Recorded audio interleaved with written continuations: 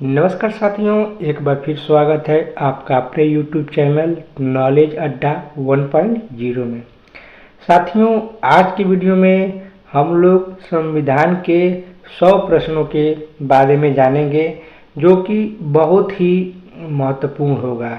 आज की वीडियो में जिन जिन प्रश्नों को मैं आप लोगों को बताऊंगा वो प्रश्न किसी न किसी परीक्षा में ज़रूर पूछा गया है और आगामी होने वाले परीक्षा में भी पूछा जा सकता है। तो वीडियो बहुत ही महत्वपूर्ण होगा। वीडियो शुरू से लेकर लास्ट तक ज़रूर देखिएगा। तो चलिए शुरू करते हैं आज का पहला प्रश्न। प्रश्न 1, रेगुलेटिंग एक्ट कब पारित किया गया था? तो इसका राइट आंसर होगा ऑप्शन ए 1773 ईस्वी में। अगला प्रश्न है, मार्ले मिंटो सुधार का उद्देश्य क्या था? तो इसका राइट आंसर होगा ऑप्शन ए पृथक निर्वाचन प्रणाली। अगला प्रश्न है, मार्ले मिंटो सुधार बिल किस वर्ष पारित किया गया था? तो इसका राइट आंसर होगा ऑप्शन बी 1909 में। अगला प्रश्न है, भारत का संविधान लागू होने तक स्वतंत्र भारत के पश्चात इसका शासन किसके अंतर्गत चलाया गया था? तो इसका राइट आंसर होगा ऑप्शन सी 1935 के भारत सरकार अधिनियम के अनुसार। अगला प्रश्न है, भारतीयों को वर्ष 1947 में सार्वभौम सत्ता सौंपने की योजना निम्न में से किस नाम से जानी गई? तो इसका राइट आंसर होगा ऑप्शन सी माउंटबेटन योजना। अगला प्रश्न है, केंद्र में द्वैध शासन किस अधिनियम के अंतर्गत स्थापित किया गया था? तो इसका राइट आंसर होगा ऑप्शन सी भारत सरकार अधिनियम 1935। अगला प्रश्न है, भारत में सचिव का पद किसके द्वारा निर्मित किया गया है? तो इसका राइट आंसर होगा ऑप्शन बी भारत सरकार अधिनियम 1858। अगला प्रश्न है, भारत की संविधान सभा गठित करने का आधार क्या था? तो इसका राइट आंसर होगा option B cabinet mission plan 1946। अगला प्रश्न है, डॉक्टर भीमराव अंबेडकर का संविधान सभा में निर्वाचन कहाँ से हुआ था? तो इसका राइट आंसर होगा ऑप्शन ए पश्चिम बंगाल से। अगला प्रश्न है, भारतीय संविधान को किसने बनाया था? तो इसका राइट आंसर होगा ऑप्शन ए संविधान सभा ने। अगला प्रश्न है, संविधान सभा के उद्घाटन अधिवेशन की अध्यक्षता किसने की थी? तो इसका राइट आंसर होगा ऑप्शन बी सच्चिदानंद सिन्हा ने। अगला प्रश्न है, संविधान सभा का पहला सत्र कब हुआ था? तो इसका राइट आंसर होगा ऑप्शन सी 9 दिसंबर 1946 को। अगला प्रश्न है, संविधान सभा के अस्थायी अध्यक्ष कौन थे? तो इसका राइट आंसर है ऑप्शन सी सच्चिदानंद सिन्हा। अगला प्रश्न है, संविधान सभा के अस्थायी अध्यक्ष कौन थे? तो इसका राइट आंसर होगा ऑप्शन सी राजेंद्र प्रसाद। अगला प्रश्न है, संविधान सभा की दूसरी बैठक कब हुई थी? तो संविधान सभा की दूसरी बैठक हुई थी 16 दिसंबर 1946 को। राइट आंसर होगा ऑप्शन सी 16 दिसंबर 1946। अगला प्रश्न है, संविधान सभा का संवैधानिक सलाहकार किसे नियुक्त किया गया था? तो इसका राइट आंसर होगा ऑप्शन सी BN राव। अगला प्रश्न है, संविधान के विभिन्न पहलुओं के अध्ययन हेतु संविधान सभा ने कितनी समितियां नियुक्त की थी? तो इसका राइट आंसर होगा ऑप्शन सी 13 समितियां। अगला प्रश्न है, भारतीय संविधान सभा की प्रारूप समिति के अध्यक्ष थे? तो इसका राइट आंसर होगा ऑप्शन सी BR अम्बेडकर। अगला प्रश्न है भारतीय संविधान के प्रारूप समिति के सदस्यों की संख्या कितनी थी? तो इसका राइट आंसर होगा ऑप्शन बी 7। अगला प्रश्न है भारतीय संविधान सभा की संघीय शक्ति समिति के अध्यक्ष कौन थे? तो इसका राइट आंसर होगा ऑप्शन डी पंडित जवाहरलाल नेहरू। अगला प्रश्न है भारतीय संविधान को अपनाया गया किसके द्वारा अपनाया गया? तो इसका राइट आंसर होगा ऑप्शन ए संविधान सभा द्वारा। अगला प्रश्न है संविधान निर्मात्री सभा में झंडा समिति के अध्यक्ष थे। तो इसका राइट आंसर होगा ऑप्शन ए जे.बी. कृपलानी। अगला प्रश्न है संविधान सभा के कितने उपस्थित सदस्यों ने संविधान पर हस्ताक्षर किया था? तो इसका राइट आंसर होगा ऑप्शन बी 284 सदस्यों ने। अगला प्रश्न है संविधान सभा द्वारा अंतिम रूप से पारित संविधान में कुल कितने अनुच्छेद और अनुसूचियां थीं? तो इसका राइट आंसर होगा ऑप्शन सी 395 अनुच्छेद और 8 अनुसूचियां थीं।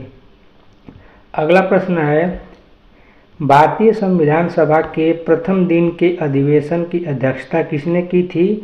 तो इसका राइट आंसर होगा ऑप्शन डी डॉक्टर सच्चिदानंद सिन्हा ने। अगला प्रश्न है भारत का संविधान लागू हुआ था।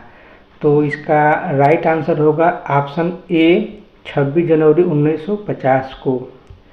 अगला प्रश्न है संविधान को 26 जनवरी के दिन लागू करने का निर्णय इसलिए लिया गया था क्योंकि कांग्रेस ने इसी तिथि को 1930 में स्वतंत्रता दिवस के रूप में बनाया था। तो इसका राइट आंसर होगा ऑप्शन ए। अगला प्रश्न है भारतीय संविधान के अनुच्छेद 1 में भारत को क्या कहा गया है? तो इसका राइट आंसर होगा ऑप्शन डी राज्यों का संघ। अगला प्रश्न है भारतीय संविधान के किन अनुच्छेदों में नागरिकता संबंधित प्रावधान है? तो इसका राइट आंसर होगा ऑप्शन बी अनुच्छेद 5 से 11 में। अगला प्रश्न है भारतीय संविधान के किस अनुच्छेद के अंतर्गत नागरिकों को मौलिक अधिकार प्रदान किए गए हैं? तो इसका राइट आंसर होगा ऑप्शन बी अनुच्छेद 12 से 35 में। अगला प्रश्न है भारतीय संविधान का कौन सा अनुच्छेद राष्ट्रपति के पद के पुनः निर्वाचन की योग्यताएं निर्धारित करता है? तो इसका राइट आंसर होगा ऑप्शन डी अनुच्छेद 57। अगला प्रश्न है भारतीय संविधान के किस अनुच्छेद में प्रेस की स्वतंत्रता दी गई है? तो इसका राइट आंसर होगा ऑप्शन डी अनुच्छेद 19(1) में। अगला प्रश्न है मौलिक अधिकार के अंतर्गत कौन सा अनुच्छेद बच्चों के शोषण से संबंधित है? तो इसका राइट आंसर होगा ऑप्शन डी अनुच्छेद 24। अगला प्रश्न है भारतीय संविधान के किस अनुच्छेद में अल्पसंख्यकों के हितों के संरक्षण की व्यवस्था की गई है? तो इसका राइट आंसर होगा ऑप्शन बी अनुच्छेद 29। अगला प्रश्न है 42वें संशोधन द्वारा संविधान में किस अनुच्छेदों में मौलिक कर्तव्यों को जोड़ा गया था? तो इसका राइट आंसर होगा ऑप्शन बी अनुच्छेद 51(a) में। अगला प्रश्न है भारत के संविधान के किस अनुच्छेद के अंतर्गत भारत के राष्ट्रपति पर महाभियोग चलाया जा सकता है? तो इसका राइट आंसर है ऑप्शन ए अनुच्छेद 61। अगला प्रश्न है संविधान के किस अनुच्छेद के अंतर्गत उपराष्ट्रपति पद का प्रावधान किया गया है? तो इसका राइट आंसर है ऑप्शन सी अनुच्छेद 63। अगला प्रश्न है भारत के महान्यायवादी की नियुक्ति से संबंधित अनुच्छेद कौन सा है? तो इसका राइट आंसर होगा ऑप्शन सी अनुच्छेद 76। अगला प्रश्न है राष्ट्रपति संविधान के किस अनुच्छेद के अंतर्गत लोकसभा को भंग कर सकता है? तो इसका राइट आंसर होगा ऑप्शन ए अनुच्छेद 85। अगला प्रश्न है संविधान के किस अनुच्छेद के द्वारा संसद की संयुक्त बैठक का प्रावधान किया गया है? तो इसका राइट आंसर होगा ऑप्शन बी, अनुच्छेद 108। अगला प्रश्न है, संविधान के किस अनुच्छेद में धन विधेयक की परिभाषा दी गई है? तो इसका राइट आंसर होगा ऑप्शन सी, अनुच्छेद 110। अगला प्रश्न है, संविधान के किस अनुच्छेद के अंतर्गत राष्ट्रपति अध्यादेश जारी कर सकता है?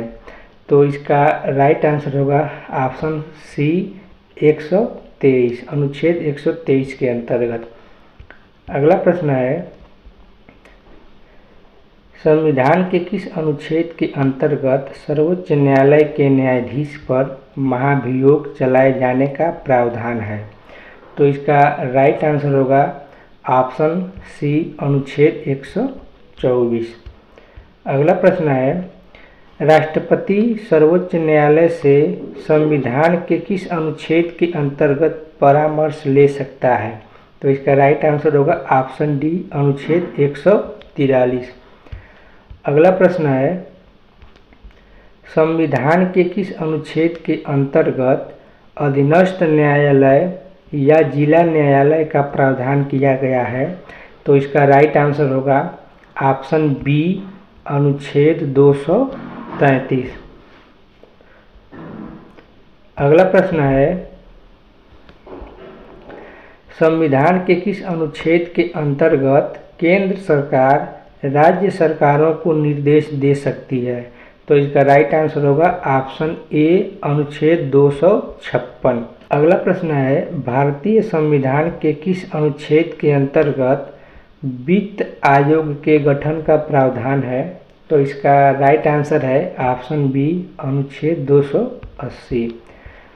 अगला प्रश्न है, संविधान के किस अनुच्छेद द्वारा संघ और राज्यों के लिए लोक सेवा आयोग का प्रावधान किया गया है? तो इसका राइट आंसर होगा ऑप्शन डी, अनुच्छेद 315। अगला प्रश्न है, संविधान के किस अनुच्छेद के अंतर्गत हिंदी को राजभाषा का दर्जा प्रदान किया गया है? तो इसका राइट आंसर है ऑप्शन ए, अनुच्छेद 343(1). अगला प्रश्न है, किस अनुच्छेद में यह प्रावधान किया गया है कि संघ की राजभाषा हिंदी तथा लिपि देवनागरी होगी? तो इसका राइट आंसर है ऑप्शन बी, अनुच्छेद 343। अगला प्रश्न है, संविधान के किस अनुच्छेद के अंतर्गत राष्ट्रपति राष्ट्रीय आपात की घोषणा करता है? तो इसका राइट आंसर है ऑप्शन ए, अनुच्छेद 352।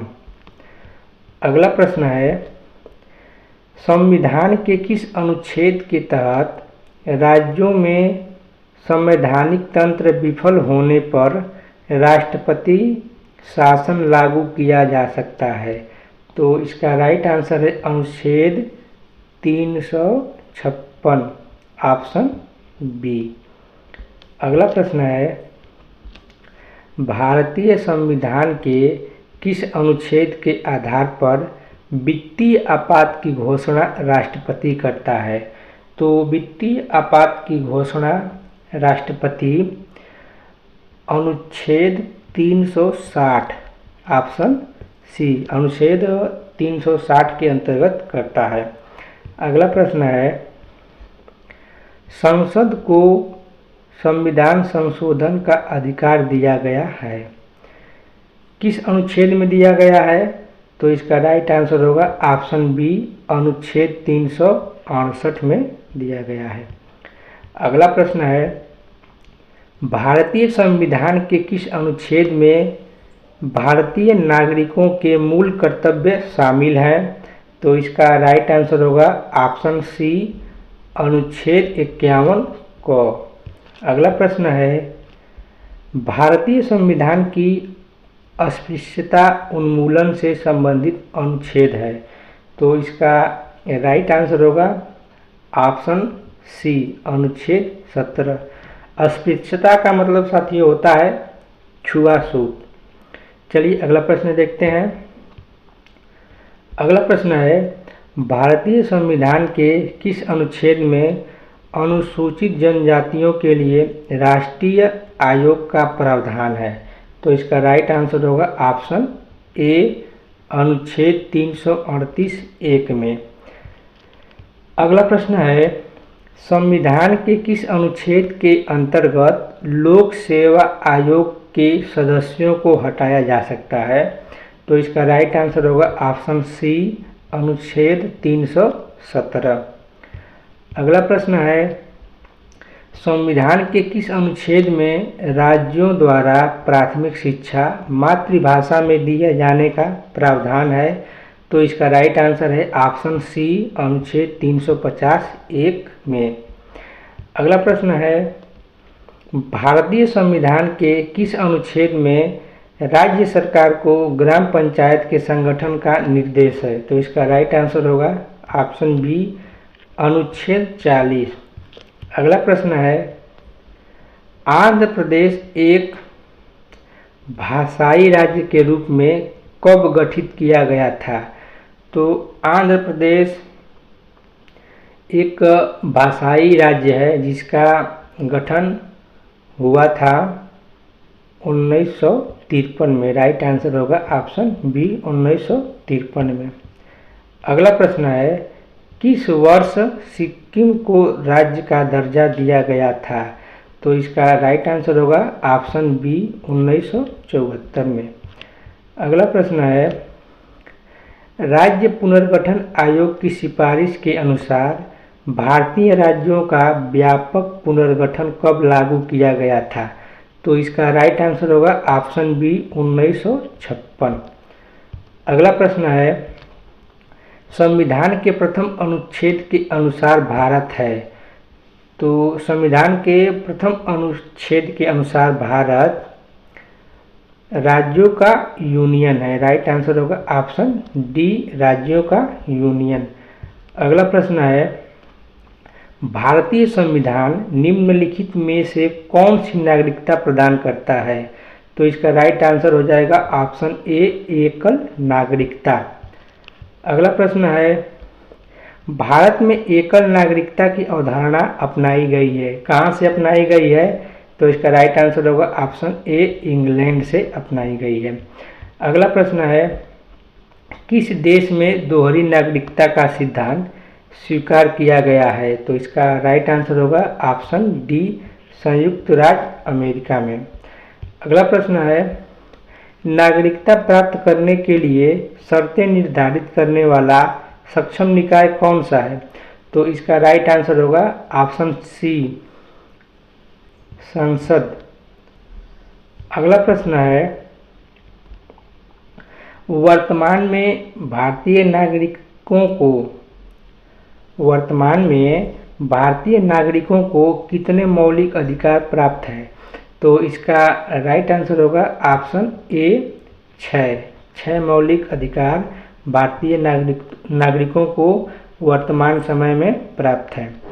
अगला प्रश्न है, मौलिक अधिकारों का निलंबन कौन कर सकता है? तो मौलिक अधिकारों का निलंबन राष्ट्रपति कर सकता है। राइट आंसर होगा ऑप्शन सी। अगला प्रश्न है, मौलिक अधिकारों की संरक्षक है। मौलिक अधिकारों की संरक्षक कौन है? तो मौलिक अधिकारों की जो संरक्षक है वो है न्यायपालिका। राइट आंसर होगा ऑप्शन ए। अगला प्रश्न है, भारतीय संसद बनती है। तो भारतीय संसद किससे बनती है? तो इसका राइट आंसर होगा ऑप्शन डी, लोकसभा, राज्यसभा एवं राष्ट्रपति के द्वारा। अगला प्रश्न है, संसद के 2 क्रमिक अधिवेशनों के बीच अधिकतम कितने समय का अंतराल होता है? तो इसका राइट आंसर होगा ऑप्शन बी, 6 महीने का। अगला प्रश्न है, भारतीय संसद के दोनों सदनों की संयुक्त बैठक किस संबंध में होती है? तो इसका राइट आंसर होगा ऑप्शन सी, साधारण विधेयक के संबंध में। अगला प्रश्न है, साधारण विधेयक से संबंधित गतिरोध को दूर करने के लिए संसद के दोनों सदनों का संयुक्त बैठक कौन बुलाता है? तो इसका राइट आंसर होगा ऑप्शन ए राष्ट्रपति। राष्ट्रपति के द्वारा बुलाया जाता है।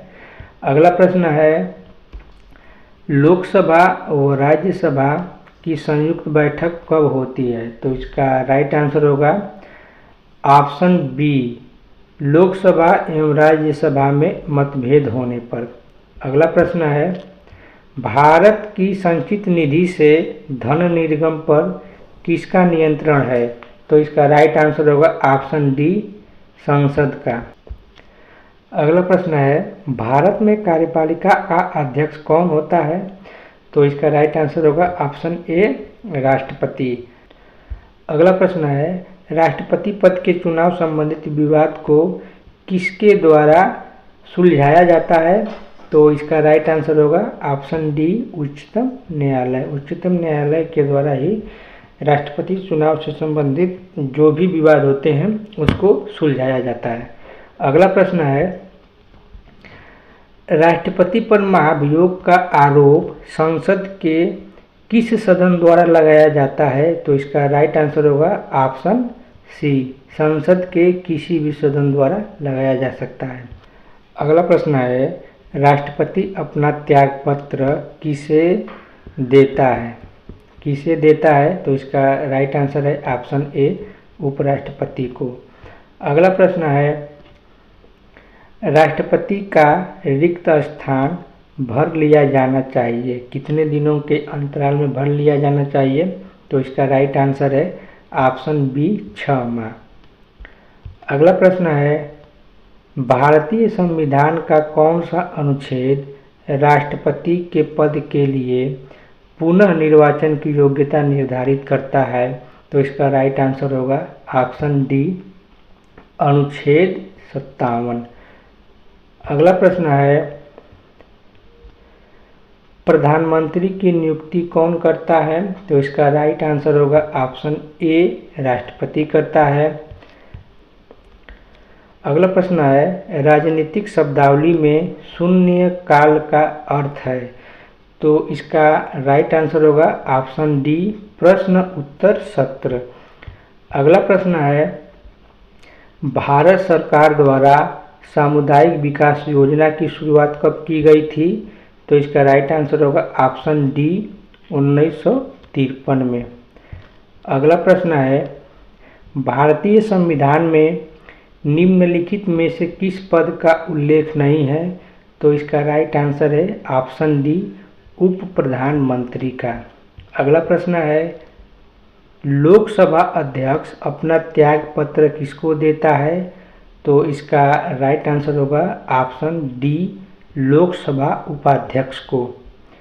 अगला प्रश्न है स्पीकर और डिप्टी स्पीकर की अनुपस्थिति में लोकसभा की अध्यक्षता कौन करता है? तो इसका राइट आंसर होगा ऑप्शन ए लोकसभा का सर्वाधिक वरिष्ठ सदस्य।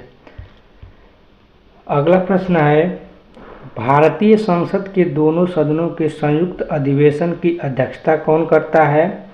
तो इसका राइट आंसर होगा ऑप्शन सी लोकसभा अध्यक्ष। अगला प्रश्न है लोकसभा में किसी विधेयक को धन विधेयक के रूप में कौन प्रमाणित करता है? तो इसका राइट आंसर होगा ऑप्शन डी लोकसभा अध्यक्ष। अगला प्रश्न है स्वतंत्र भारत के प्रथम लोकसभा अध्यक्ष कौन थे? तो इसका राइट आंसर है ऑप्शन बी गणेश वासुदेव मावलंकर। अगला प्रश्न है भारत के अटॉर्नी जनरल जिसे न्यायवादी भी कहा जाता है की नियुक्ति कौन करता है? तो इसका राइट आंसर होगा ऑप्शन सी भारत के राष्ट्रपति। अगला प्रश्न है भारत सरकार का प्रमुख विधि अधिकारी कौन होता है? तो इसका राइट आंसर है ऑप्शन सी भारत का महान्यायवादी। अगला प्रश्न है केंद्र सरकार के व्यय को नियंत्रित करने की शक्ति किसमें निहित है? तो इसका राइट आंसर होगा ऑप्शन सी नियंत्रक एवं महालेखा परीक्षक में। अगला प्रश्न है, भारत के नियंत्रक एवं महालेखा परीक्षक की नियुक्ति किसके द्वारा की जाती है? तो इसका राइट आंसर होगा ऑप्शन ए, राष्ट्रपति के द्वारा। अगला प्रश्न है, भारत के नियंत्रक एवं महालेखा परीक्षक का कार्यकाल होता है? तो इसका राइट आंसर है ऑप्शन सी, 6 वर्ष या 65 वर्ष की आयु, जो भी पहले पूर्ण हो। अगला प्रश्न है, लोक लेखा समिति अपनी रिपोर्ट प्रस्तुत करती है, किसे प्रस्तुत करती है? तो इसका राइट आंसर है ऑप्शन बी, लोकसभा के अध्यक्ष को। अगला प्रश्न है, भारतीय संविधान के किस भाग में संघीय न्यायपालिका का उल्लेख है? तो इसका राइट आंसर है ऑप्शन डी, भाग 5 में। इस वीडियो का लास्ट प्रश्न है, निम्नलिखित में से भारत में पहला नगर निगम कहाँ स्थापित हुआ था? तो जो भारत में पहला नगर निगम स्थापित हुआ था वह हुआ था चेन्नई में। राइट आंसर होगा ऑप्शन बी। तो साथियों, आज का वीडियो कैसा लगा? अगर वीडियो अच्छा लगा हो तो वीडियो को एक लाइक ज़रूर कीजिएगा, और चैनल पर अगर नए हों तो चैनल को भी सब्सक्राइब कर लीजिएगा और बेल आइकन को भी ऑल कर लीजिएगा, ताकि जब भी इस प्रकार का कोई वीडियो इस चैनल पर अपलोड हो तो उसका नोटिफिकेशन आपको मिल जाए। तो फिर मिलते हैं अगले वीडियो में अगले प्रश्नों के साथ। तब तक के लिए नमस्कार, जय हिंद साथियों।